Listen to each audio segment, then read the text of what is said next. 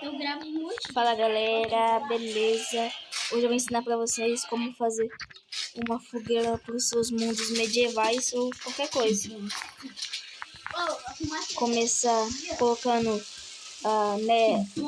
aquele bloco do Nether e botar isso daqui, colocar e aumentar mais uns blocos e fazer isso daqui, ó.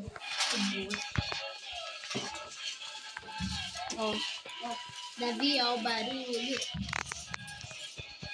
Ó, galera, é desse jeito, ó. Eu vou fazer os outros modelos e eu já volto com vocês. Voltei, galera. Agora tem os outros modelos, ó, os outros modelos, galera. É desse jeito. O de pedra, os artistas dele, gente. o de tijolo, de pedregulho e o de pedras. Agora eu vou pegar os outros aqui, já volto, galera. Voltei, galera. Esses são os outros que eu tô fazendo, ó. Calma aí, galera. Ó, galera. Daí você bota aqui. Oh. Calma aí, galera. Fiz errado.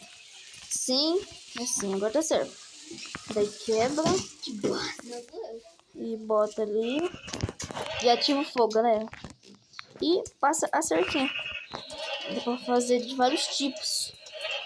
Só precisa ter tipo que tem escada. Se tem escada aí, tem como fazer.